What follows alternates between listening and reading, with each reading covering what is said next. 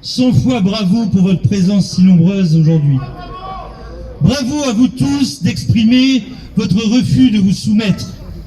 Bravo de crier d'une même voix votre résistance face au sombre plan de l'oligarchie qui vise à transformer les citoyens en zombies, qui cherche à nous conduire à renoncer sous les coups de boutoir de la propagande à tout sens critique, qui cherche à nous faire croire aveuglément aux dogmes pseudo-scientifiques qu'elle relaie, qui cherche à nous faire accepter de sacrifier nos libertés les plus fondamentales et nos droits les plus élémentairement démocratiques, et qui voudrait également que nous renoncions en définitive à vivre.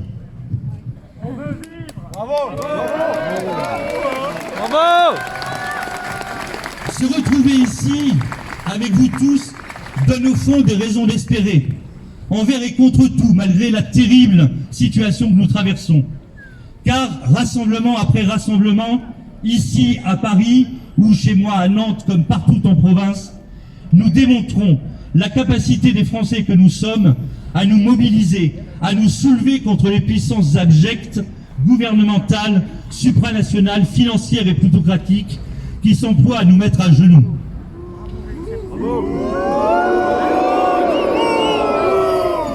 Un an, voilà, ça fait un an déjà que nous subissons une politique sanitaire qui est aussi insensée que délétère. Nous subissons des confinements à répétition, les couvre-feux, qui sont une aberration prophylactique, parce que, bien sûr, nous le savons bien, le couvre-feu a pour l'effet d'engorger les transports en commun, d'engorger les lieux de consommation. Nous subissons les masques, y compris pour les enfants, alors que chacun sait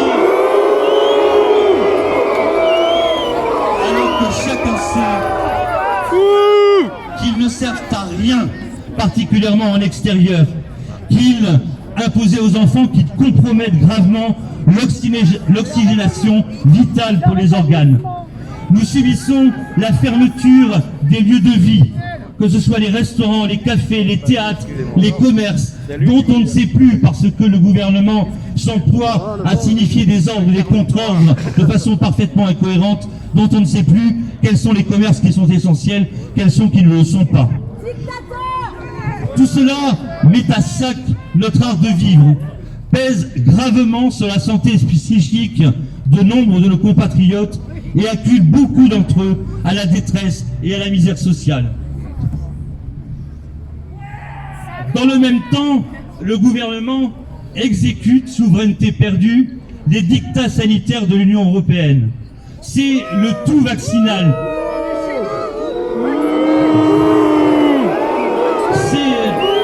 On va être malade. Le tout vaccinal.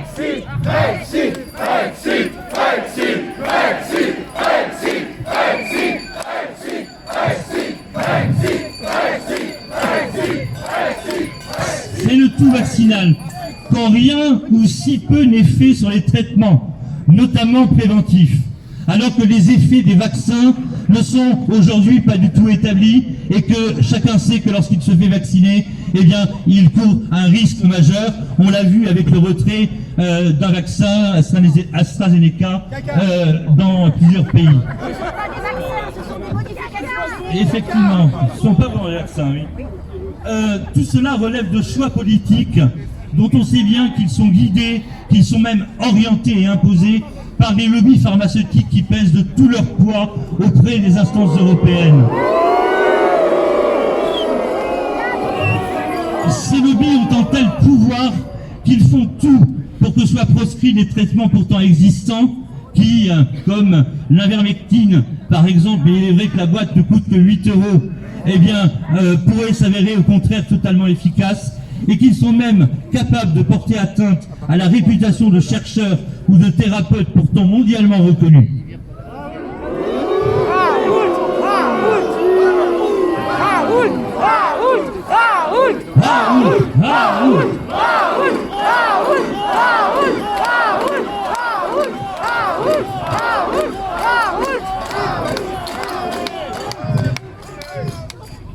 Les dictats de l'Union européenne, c'est également le passeport vaccinal, qui donc lui aussi est conçu au niveau de l'Union européenne. en prison. Le passeport vaccinal, on le sait, conditionnera l'accès à certains lieux de vie, à certains moyens de transport. Et le port du masque s'accompagnera de l'obligation de signaler sa présence en scannant des QR codes. Et donc s'accompagne de l'acceptation forcée du traçage systématique. Nous sommes bel et bien entrés dans une ère post-démocratique. Et la tyrannie qui s'annonce n'est même plus rampante. Elle est en train effectivement de s'imposer.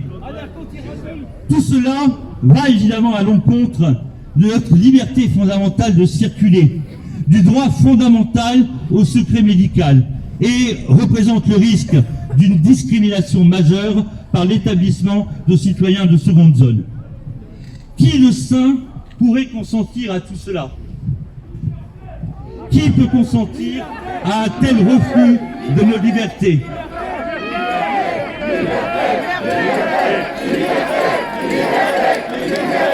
À une telle négation de nos droits fondamentaux?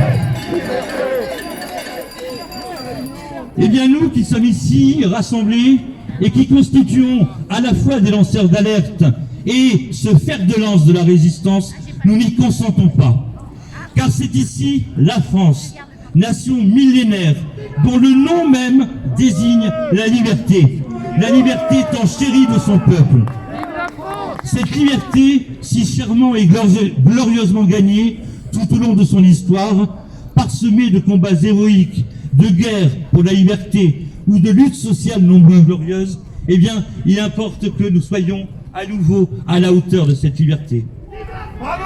Bravo! Oui, c'est ici la France, dont le peuple a toujours su, lorsque les plus grands périls le menaçaient, révéler des trésors d'insoumission, des capacités inouïes de résistance, a toujours su relever la tête, se dresser fièrement face à l'adversité pour finir par en triompher. Eh bien, soyons collectivement à la hauteur de notre glorieuse histoire, en poursuivant et en amplifiant notre mouvement de résistance. Continuons de résister contre la fermeture des restaurants, des cafés, des commerces, des lieux de spectacle, en exigeant que tout soit réouvert tout de suite. Tout de suite! Tout de suite!